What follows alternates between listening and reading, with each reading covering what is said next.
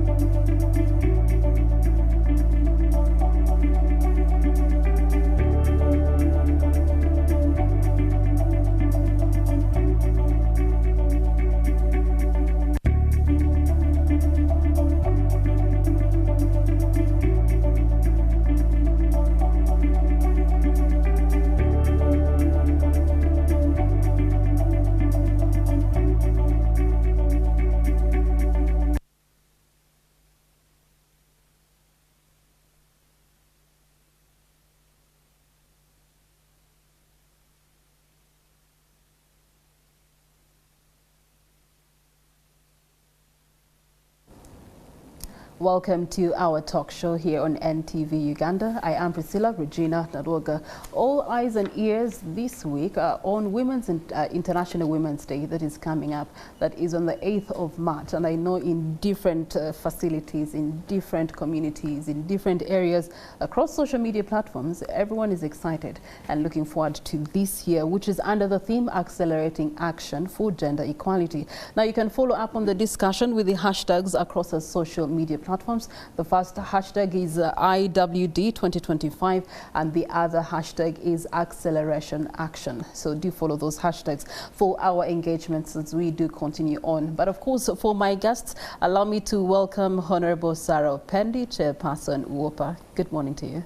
Good morning, dear viewers, and it's a pleasure being here on this Women's Week. All right. Okay, so getting into it, I thought we would start off with an icebreaker that allows us to, put our personal elements into this discussion. And for our icebreakers, we discussed the path towards gender equality as well as empowerment. I beg the question for all of you to share with us your personal experiences that you have had that have actually shaped your approach towards gender equality, addressing the unique challenges that you have faced as a woman on a personal level and also on the leadership level that you are in your different capacities. I'll start with Ms. Nadwoga. Thank you, Priscilla. And it's a good thing when we start with the personal, something personal. It is hard to engage in this space if you don't have a personal connection. And it's very, very important. And I believe each and every one of us, male, female, we have a personal connection with somebody, the woman in our life. We're all starting with our mothers. If no one else, at least we all have mothers, and we start from there. Personally, for me, it's in the household. It's at home. I usually tell my friends that I learned about gender or anything like that when I was at university. That's when I started, understand there's something called gender. There are issues there. For me, I grew up in a home where we're all treated the same. My brothers and us, we all did the same things, same work, treated the same. She couldn't even tell. Our mother, it didn't matter.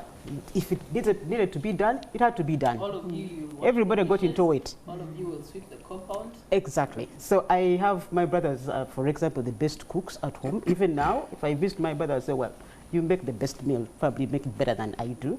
So for me, that set a stage that it didn't matter if you're male or female, you did the same things. You could achieve the same things, you could do the same things. So it had never occurred to me that there are those that actually, for one reason or another, are even told, it's ingrained in you that you can't do this. I didn't understand that. And that has guided me through school, through my work. I have worked with organizations that are predominantly male-led, male-led, and I've had my space there, and I've had my conversations there. We've had our fights and disagreements and all that, but, because I have always felt I can do anything. And just for the record, my mother did not go to school, really. I think she could just basically speak the basic English. So it is nothing to do with going to school. So that meant that all of us can do this. Okay. All right, let's hear from Madam Max.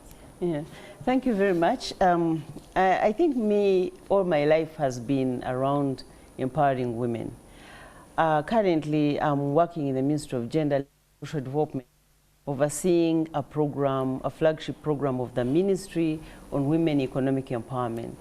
But something I can share that I think I worked much more on the empowerment of women is prior to taking on this assignment, I was a member of parliament and I was the chair of the Uganda Women in WOPA.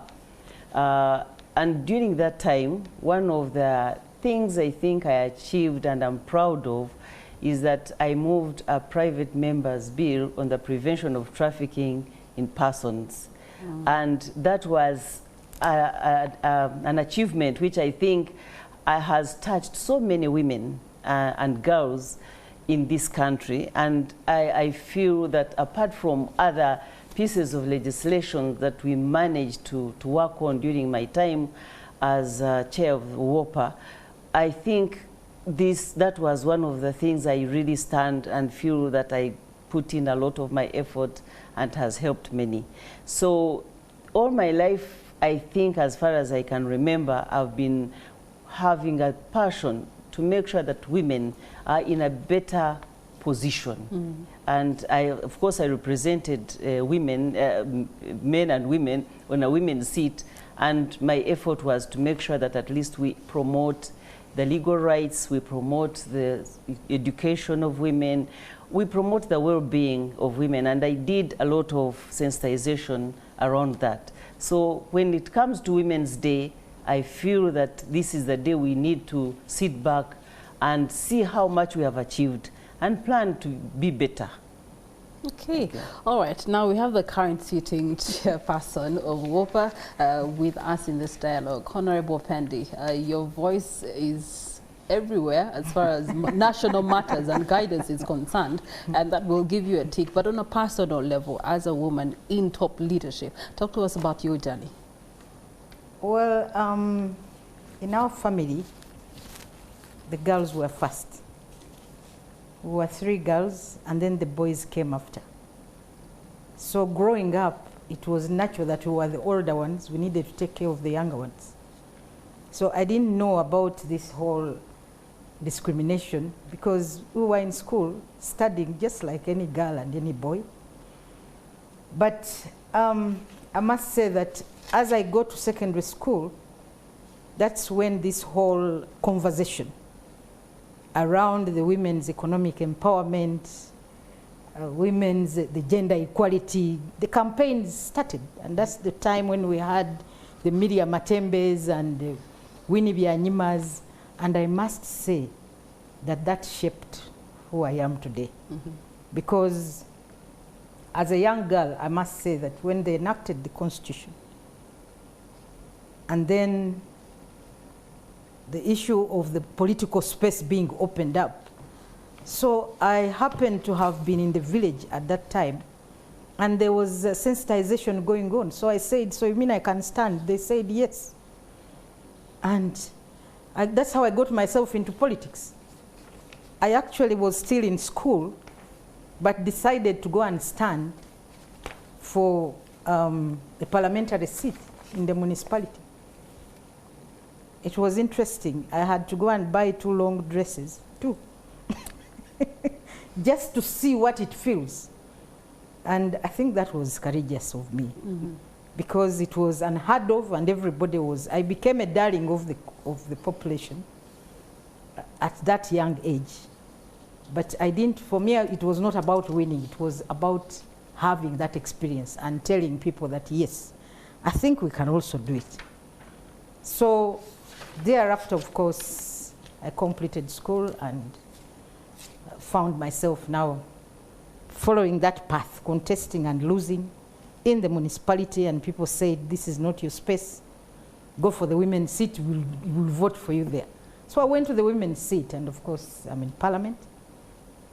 And I'm glad that I have followed that path, because I admired the Winnie Matembe, the Miriam Matembes, the Winnie Byanyimaz speaking for the women, and I think I've carried on with that to speak, not just for the women, but for whatever affects Ugandans as a whole. And balances equality. Yes, so that is my journey. Yeah, and I really appreciate the government of Uganda, because thereafter I had to now pick the Constitution, to try and read and understand it, to try and read the Local Governments Act and understand it. Actually thereafter, maybe what I didn't say is that after the first elections in 1996, there came, in 1998, the local government elections. And they left for me a seat. When I said I was contesting as a councillor, they just said that one is hers, unopposed, because I had done something that was, people felt, I think I had the ability to represent them. All right. Yeah. Well done, ladies, in your different capacities. We'll give you your flowers on 8th March. But as of this morning, as we continue on this conversation, again, our focus is on seeing how there's acceleration for gender equality across the bar. And now turning to you, Ms. Naruoga, with BRAC Uganda, someone saw you wearing the BRAC shirt and said BRAC is everywhere. Those people have offices everywhere, meaning that your work is impactful. 19 years down the road, I know that you have designed specific programs and initiatives as BRAC Uganda that have been implemented to address the unique challenges that women and girls are facing that are actually putting them in such a unique space and place. And with those programs, I know that you have been having closure of that gender inequality gap to be closed. Talk to us about those. Well, just to take you a little bit back, BRAC in Uganda is the 19 years. BRAC started in Bangladesh way back in 1972. So it's an old organization. And it was, when it was started, it was an integral part of the development of the country itself. Because at that time, Bangladesh was probably the second poorest country in the world. So from our founder, Sir Fazel Abed, who is not with us anymore, he was passionate about women and girls. From his experience, from what he had seen, from what was happening, all those that informed his decisions. And so BRAC is a women-focused organization. We don't define it as a women's organization, but it's women-focused. And it's deliberate for us. Deliberate for our participants, that's the people that we work with in the different communities, and deliberate for the staff itself.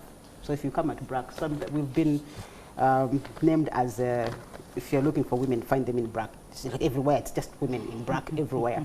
And we have men, we also have men in there. But the program, so that informed our programming, informs how we work, our whole DNA. Because in our DNA, we believe that women are the catalysts of change. And for us, and we work at community level most of the time. Okay. So you'll find that while people say, oh, these guys are everywhere, this BRAC is everywhere, you don't see us a lot at national level because we are primarily focused at the community. And we work in hard to reach areas, places where services, are hard to come by. And in Uganda, we have 3 arms. We have BRAC, the NGO, that's where I come from. But we have BRAC, the bank. So some of you will hear the same, BRAC, these guys who give money, these guys of the bank. But also have BRAC, a social enterprise, which deals in agricultural products, particularly seed. And we try to give, in our programming, to do integrated programming, because the challenges that we're dealing with are multiple in nature. So, and our center of operation is the household.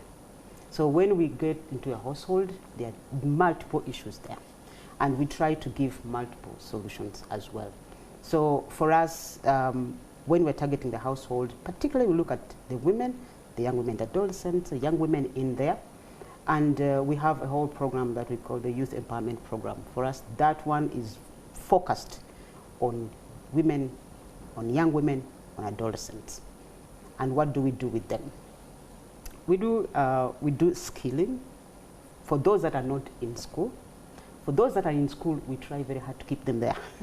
So we have programs in school where we have conversations with the school management, with the teachers, with the students, to try and encourage them to stay there. And if there are challenges that why they're not able to stay in school, now that's what takes us back to the household. So for us, it's the household. Where are these children coming from? Where are these young people living? Because they're not living in a vacuum. They're living in a community, in a society, in a home. So what is happening in that home? What is the support system in that home? What about the community? This child, can they walk from here, walk 2 kilometers to school and they're safe? And they will go and come back and they're safe. So that safety cannot be, we won't put the police to escort them. So it has to be a society obligation, a community obligation. And at home, who is supporting this child? Who is encouraging her? Who is keeping her safe? To make sure that this child continues to school. So that for those that are in school, for those that unfortunately, for some reason, have fallen out of school, we have programs that are community-based for them. We skill them. We have safe spaces.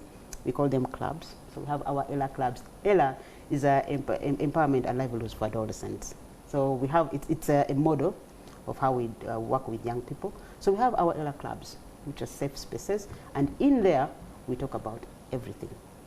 Everything, talk about all the barriers, and also share the opportunities we have as young people and with young women. So in there we have the needs, those that are not in training, they're not in education, they just, some of them have lost hope, and for us at BRAC we believe that hope can unlock so much potential just by bringing hope to people. So we bring hope, we try to always find a way of how we can get out of these challenges. So that's how we do our programming.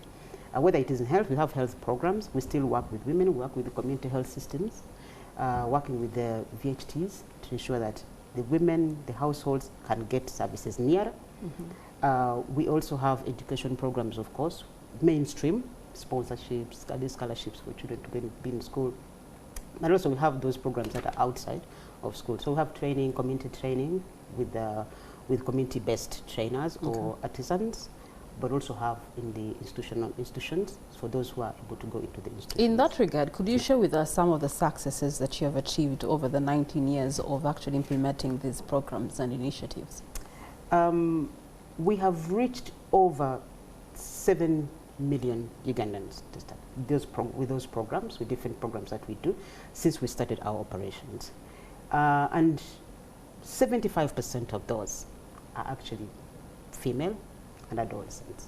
So, and for us, it's like we have had, for example, scholarship programs where we've sent children through school from senior 1 to senior 6, over 5,000 of them. Some have gone to university, and some are always, and we keep picking them up because they all don't, transition over to university, but those who are not able, we pick them up. What do we do now? So we keep thinking. BRAC is an organization that works while thinking. So if we meet this barrier while in the communities, what do we do about it? So we realized that there's some who did not transition to university. There's even those who have completed university, but aren't able to find meaningful work. And these are brilliant, hardworking. So we are working with them now, together with our partners who support us in these initiatives, to start enterprises, those who are passionate about business.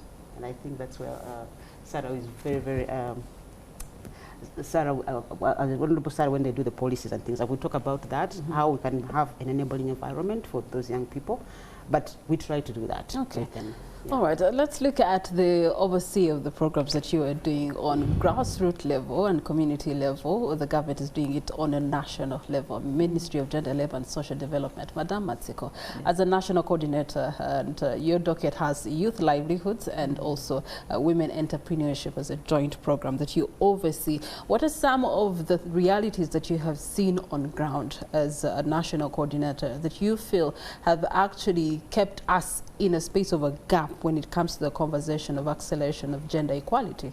Yeah, thank you very much. There are several challenges indeed that we've seen on the ground. And as a Ministry of Gender, Labour and Social Development that oversees women's empowerment and gender equality, among so many other things, there has been challenges of the cultural and social norms. These are deeply entrenched norms which are patriarchal in nature, and they have indeed impeded the progress of women. And they are very difficult to uproot, especially those that promote unfair treatment of women. So the cultural norms are deeply entrenched. There's been a lot of work around that, and there's still more work to be done. But those cultural norms create a very big impediment in the advancement of gender equality. And of course, there is also lack of awareness. There is limited education, especially among the women.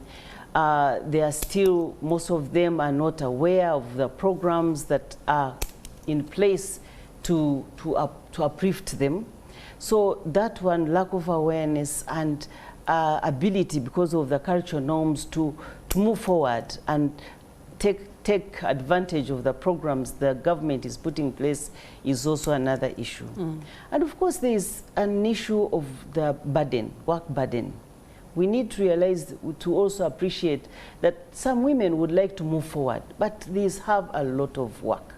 They are still the domestic work, and those who take on jobs elsewhere add burdens to what they already have, because the work burden consumes most of the time, and they are not able to engage, to take advantage of the programs that are there.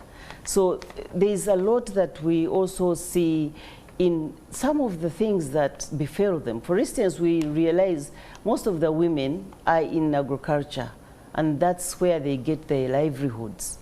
But we have issues that have affected the agricultural produce production in this country. We look at issues of climate change. It has become such a big menace that even when women try to do something, the unpredicted weather also affects them, and it has really affected the grassroots women greatly. So there are others, lack of resources, of finances. Some cannot access, they don't have access to land, some don't own land. Many women don't own land, they cannot use it as collateral to get loans and progress in their work. But even those that can have access, sometimes they don't have the friendly loans that would advance their production. So lack of limited resources, lack of inadequate money to move and push women forward is also something that has become an impediment. All right. In that case, we're glad then that we have Chairperson of WOPA here with us. I know that in your capacity and the Legislative House by and large, there's some bills that could address the things that have been mentioned as challenges right now for us as a country to empower and enable women, but also accelerate the gender equality discussion. Now, there are some laws that maybe in the capacity of the association have been pushed to be engendered in terms of application and implementation, and as well as policies. Could you talk to us about some of those, Honorable Sarah? Well, first, allow me appreciate first BRAC Uganda for the excellent work that has done in empowering the women economically, because they actually give loans at the grassroots level. They are in almost most of the villages. They are those groups, and BRAC is actually supporting them. So I want to appreciate them for that, because they're actually complementing government's efforts in trying to, get women out of poverty, but also ensure that the women are also actively engaged in some economic activities to support the family. So as the Uganda Women's Parliamentary Association, I must say that, of course, our work or our mandate, the women and girls are our business and our focus. So in dealing with, the budgets and whatever other legislation comes on the floor, we actually look at where are the women in this. So specifically, I must appreciate the government, because in enacting the Public Finance Management Act, we ensured that we have that gender responsive budgeting, ensuring that, everybody is actually catered for. So it is actually now a requirement that when the budget is brought to the floor of the House, there must be that gender and equity certificate issued by the Equal Opportunities Commission to ensure that the budget of this ministry actually has catered for those other groups that are actually vulnerable, the women, the girls, the persons with disabilities, the youths, and all that. So, but also that is not all. Regularly we do also get, reports on performance of the different ministries, departments and agencies. So, and they also tell us which ministry is not compliant, which ministry is below, and the performance, they actually give us the performance. So based on that, if there is no gender and equity certificate attached to any budget from any sector, we actually don't pass it at Parliament, because it is now a requirement, and that is actually a big milestone. But of course, the biggest challenge is that it's one thing to pass a budget, it's another to actually ensure that the budget is actually, fully supported in terms of Ministry of Finance releasing the money. But oftentimes you are aware that there are budget cuts. And when it comes to budget cuts now, that's where the challenge is, because they don't come back to look at that particular aspect of the gender responsive budgeting. Budgets are just cut. And that's one gap that we have identified, and actually we hope that the Equal Opportunities Commission can also give us a report now, because we just had an engagement about last year on that. So we hope to receive a report to see that when there are budget cuts, which areas were cut. Did they look at that aspect of the gender responsive budgeting or gender responsive cuts, if I can use that statement? So I think that's what I can say. Otherwise, as the Uganda Women's Parliamentary Association, we feel we want to appreciate the government, because a lot has actually been done in ensuring that we support the women and girls in this country, and we support the persons with disabilities, we support the youths. And when you look at currently the PDM, the Parish Development Model, as the Uganda Women's Parliamentary Association, we had to ensure that out of that money that is sent, the 100 million, at least 30% should be reserved for the women. And that is what now we need to follow up to see to it whether that has been effected. We are yet to receive the reports from the Ministry of Gender and all the other agencies, but of course also the relevant committee that is supposed to be doing oversight on that. So at least the 30% is there to support the women. Otherwise, the money could have just been sent and given to anybody. So I think that's what I can state for now. Okay. In dispensing your mandate and duties as an association, what are the challenges that you have first on a national level that you feel if they were addressed, we could actually be one step closer to bridging the gap for acceleration of gender equality? I think the biggest challenge, we've done well in terms of legislation, in that we've passed laws, like she mentioned, the Trafficking in Persons Act, the Female Genital Mutilation Act, we have the Domestic Violence Act. We are now pushing for the marriage bill, which is before the Committee of Legal and Gender, and the Sexual Offences Bill. Our biggest challenge has been that once these laws are actually passed, the challenge is the implementation of these laws. And of course, this is why we are actually pushing that there should be some funding given to the law enforcement agencies, because the awareness has been created. Now wherever you go, at least women are able to run to the police, or even men running to the police station to report a case of gender-based violence. But now the challenge is the implementation. And of course, even the female genital mutilation, unfortunately, it still goes on in some parts of the country, specifically Sebei and Amudat, that corridor within the Karamoja sub-region. And it goes back to the challenge of, you know, the implementation, the enforcement of the law, because the law is there. Maybe we need to also review and make it more punitive, because it is wrong for somebody to carry on with an activity simply because it is an economic activity. It's actually the people who are cutting these girls who are actually promoting the vice, because for them, that is an income generating activity. Which is wrong, rather than looking at the risks. And if we could deal with that, you know, the offenders of this law, actually getting them and punishing them, and making the punishment even more punitive than what it is now, I believe that would actually end the violence against women, because I look at that as violence, really.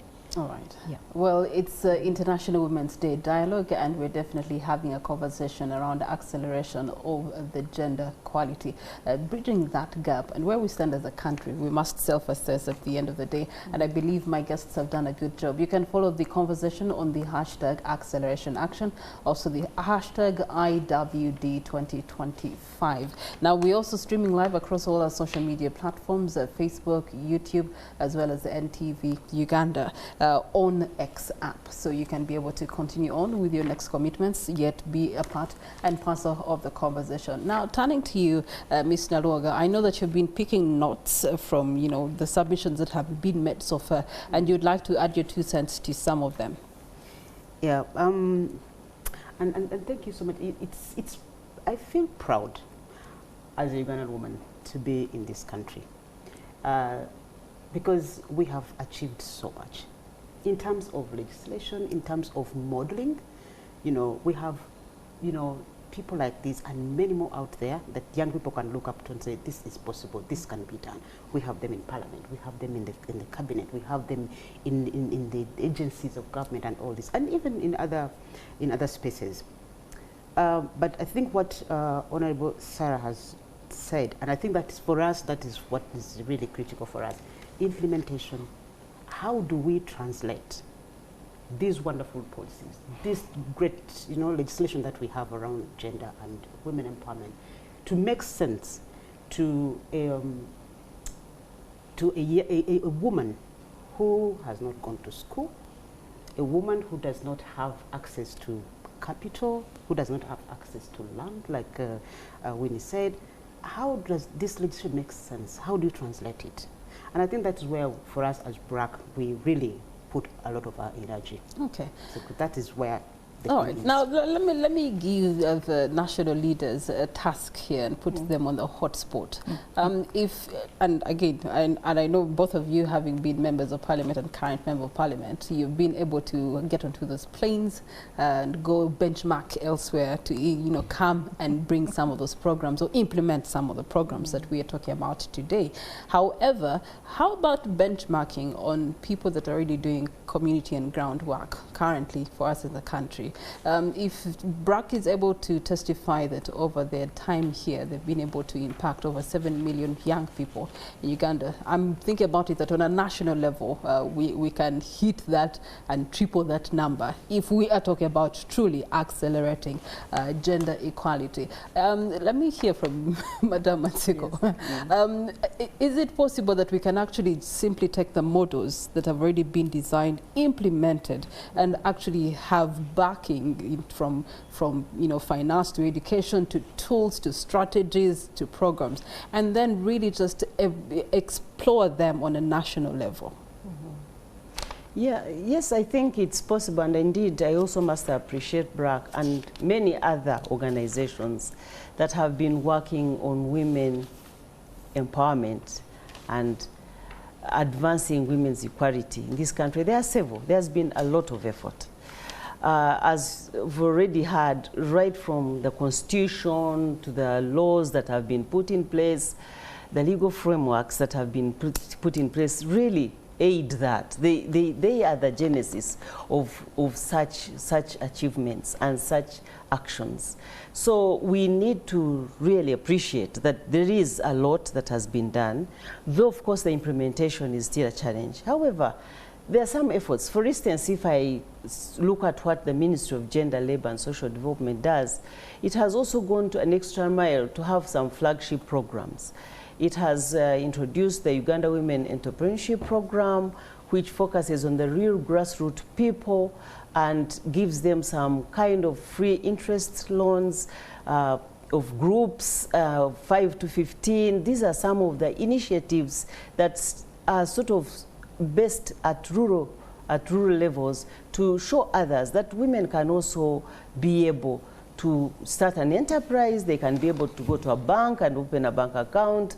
They can also be able to implement and pay back as a revolving fund. So it has done that under youth livelihood as well. These might be just a drop in the ocean, but still they are there at that level to help others understand. But there has also been some other programs in the ministry, like the social grants for the elderly, for the disability. And all these have been introduced so that there is some kind of implementation of activities that can promote gender equality and reduce the suffering of such kind of vulnerable groups. So there has been a lot that has taken place, but also the ministry has patterned. It works works hand in hand with BRAC, with other organizations. For instance, of recent, a new program, GROW, has been put in place to help those women who are in business already and would like to move forward.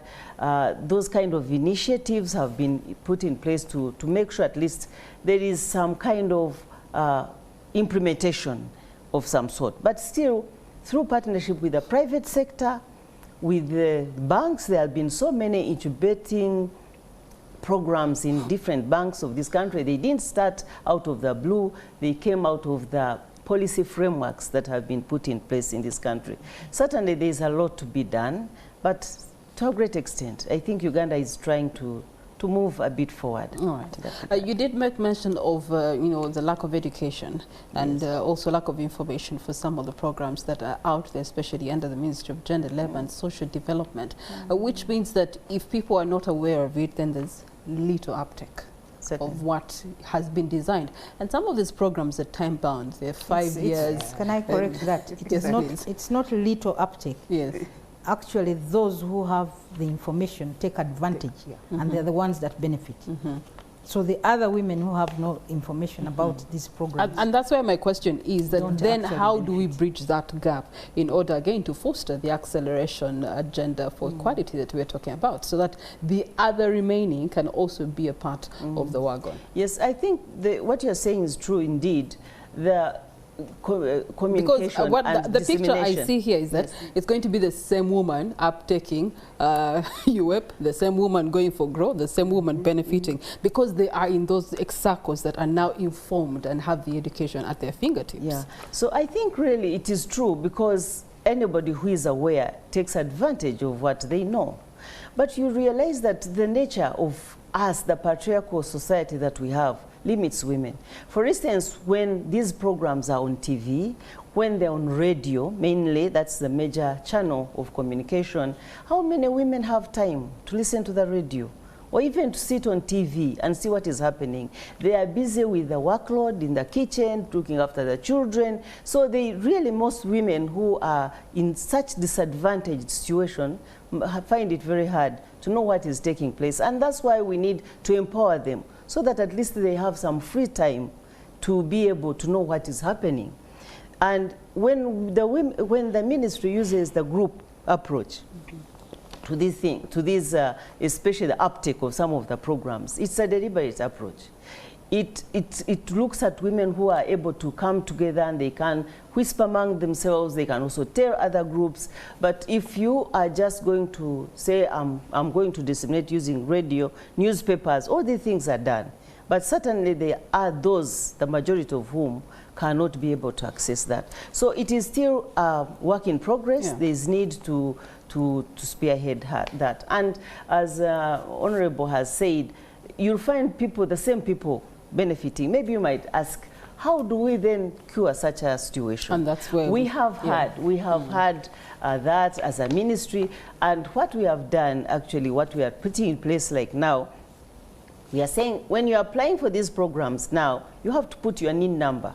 We're introducing that NIN number, because in the past it was not there, so that we are able to know who has taken UEP, who has taken YRP, who is in PDM. So with those kind of innovations that we are coming up, we hope we shall cure that. But certainly it has been a challenge. The people who are aware are few, and they can take advantage of the different programs. But the bottom line is to empower a woman, especially the grassroots woman. Okay, all right. Mr. Roga, in your grassroots capacity, I'll ask you to advise in how they can be able to intensify, especially the access to information and education. Honorable Pendi, this put UEPA at a very pivotal place, because now you have the responsibility and the mandate not only to supervise that there is equal opportunities to all, especially when it comes to budgets, being responsive to gender issues. But then, something that has really come out of what Madame Maseko has submitted is that we're still referring to the traditional ways of passing on information. So if we're being categoric to designing programs, initiatives to benefit women and girls, and we are saying that they may not have time to listen to radios or watch TV because of the tasks that they have to engage in, then why not design other ways that they can be able to consume or access this information and education, again, to still benefit? Well, I must say that PDM came as a solution to that problem. Because remember, we had the Uganda Women's Entrepreneurship Fund, which was in the districts, but only known to a few, those who had access to the district leadership. So that's how we then said, can we have the PDM at the parish level? And by having it at the parish level, the grassroots woman is supposed to be the beneficiary of that money. Of course, it's not enough, but at least you can see that that woman at the grassroots is actually able to access this credit. And of course, utilize it and refund. And it's supposed to be a revolving fund. So we as members of parliament, the Uganda Women's Parliamentary Association, which brings together men and women, we are not only women, have taken it upon ourselves, because members of parliament go to different functions. And in them discussing this, whether it's burials, whether it's weddings, everybody is talking about PDM. The awareness is now there. And of course, that's why when you go to the grassroots now, it's actually a serious issue. People are complaining, for us, we have not received. The moment you mention PDM, it is, we have not received. We have applied. But of course, yeah, that implies that people are actually aware. So what government needs to do now is to ensure that maybe annually we increase the funding towards the PDM, but also most importantly, ensure that those who receive this money actually start paying back, because it's supposed to be a revolving fund. Or government can use the PDM to benchmark and then revise the models for the other existing programs in terms of dispensation of and course, awareness. initially there were even enterprises restricted. But we slowly said, when you restrict it, I might identify a gap, a niche, some business which I can do that can bring me income. Why are you restricting what I should be doing with this money? Because BRAC doesn't do that. So at least now people have utilized the money for whatever they feel works for them. Okay. Yeah. All right. As you know, a private sector or civil society in this capacity, you have programs that run from the east to the west, north to south and central. And they're very effective programs. And they are in the most remote villages where these other national programs are not reaching. What is the secret that BRAC is using to be able to achieve that? Yeah. You know, BRAC is generates it's organic in generating its programs. You know, we don't cut and paste anything. We grow the programs just right from the community. Like I said in the beginning, we learn by doing. So we could be doing something, like say in education. For example, I'll just give an example. We've been doing for a long time early childhood education. And we realized that it is difficult for a household or a home where they have limited resources. And now they have these children, maybe one is in upper primary, another one is middle primary. And then you're asking them to send this 3-year-old to school. They're like, I mean, this one is just going to play. This one is not going to. Let's focus on the other ones, and that has a tremendous effect on our population. That is a discussion for another day. But what we're doing is that we realized that's going to be difficult. So what we did is come back to the household. Like I said, we always come to the household.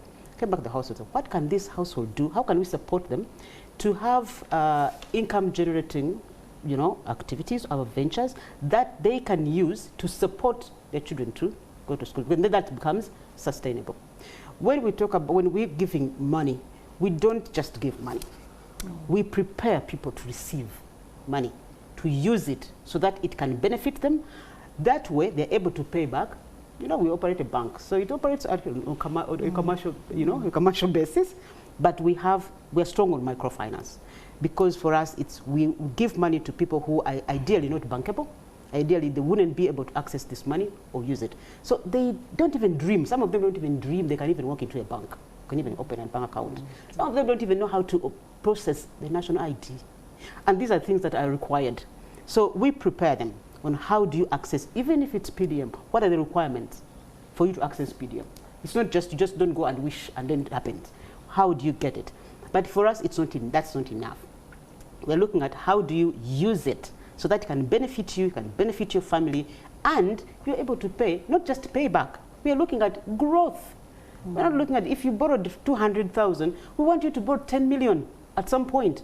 But for you to do that, you should be able to grow this money, that you take it, use it, guard it, protect it, make it multiply. And these are things we do when we do our social empowerment, when we do our skilling, we do financial literacy before you even think about touching money.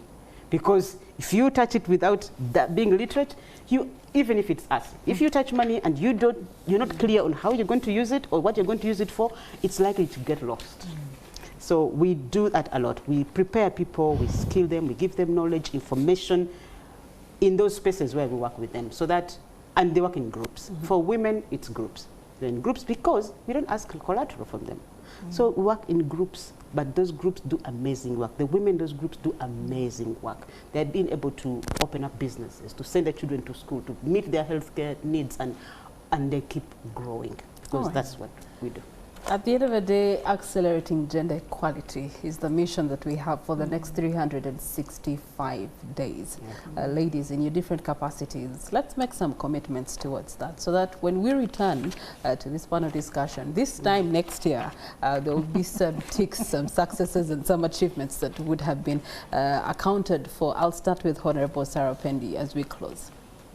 Yeah, I think as we commemorate this year's Women's Day, we have moved forward as a country. We've enacted laws. We've had economic empowerment programs that target women. I think now what we need to do, specifically talking about gender equality, we've been talking about the 1/3.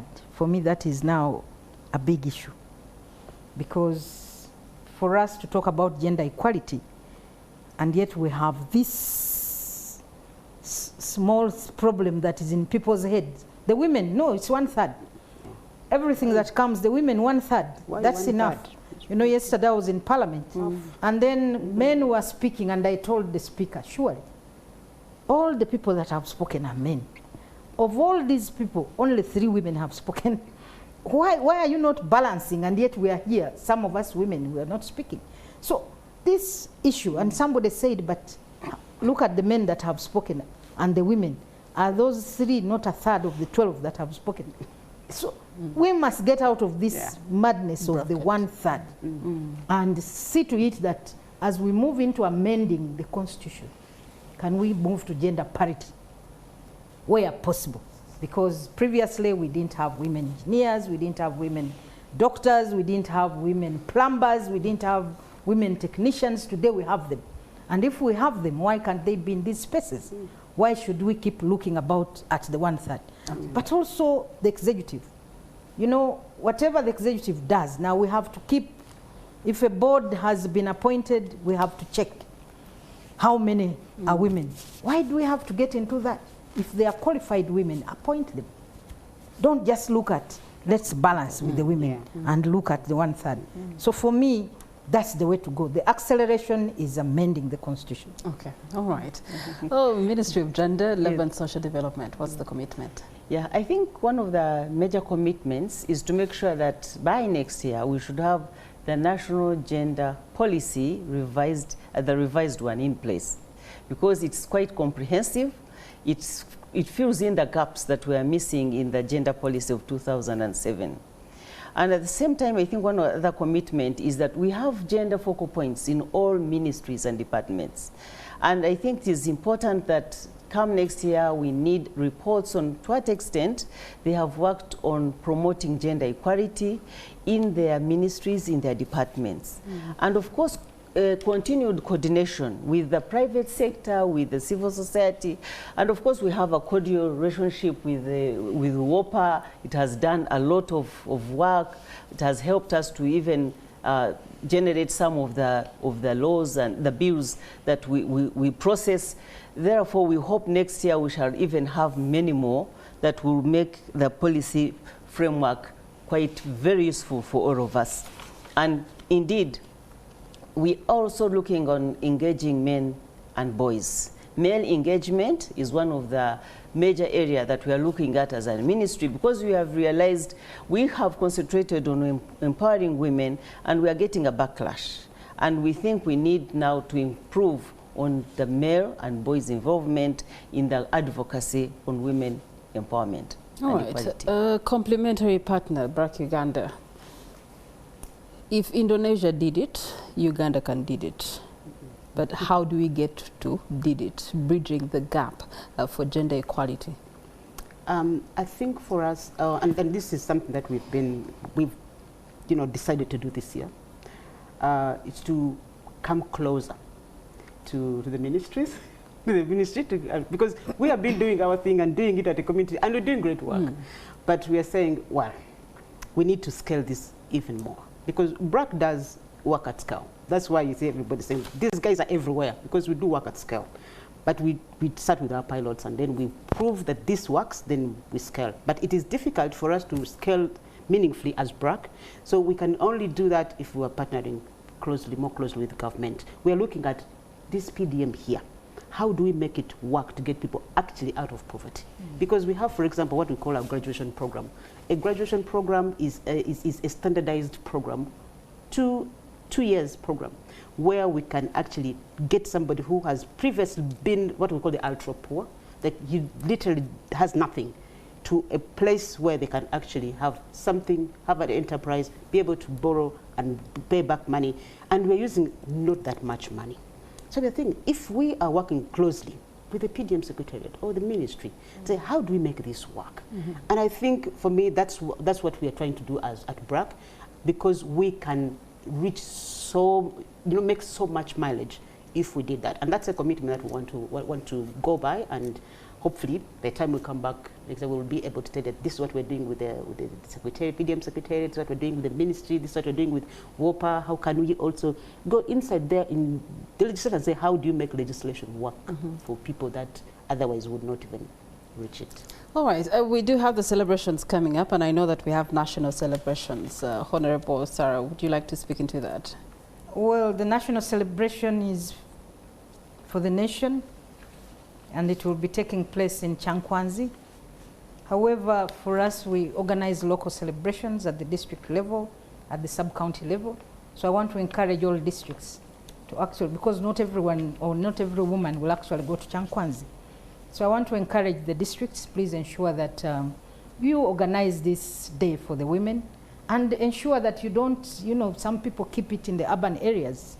Take it to the rural grassroots so that we can be able to be role models. As visitors come, as they speak, there are some people who will actually pick up and carry on with the education to be like those who actually came and spoke to them. All right, Honorable Sarah Opendi, legislator with the August House in the 11th Parliament, as well as chairperson for WOPA, thank you so much. We have also had the voice of Madame Matsiko Winifred, who is a national coordinator with some of the programs. We've also had BRAC Uganda with the acting country director, and that is Miss Naroga Sanyu. Myself, Priscilla Regina Naloga, from all of us, happy Women's Day.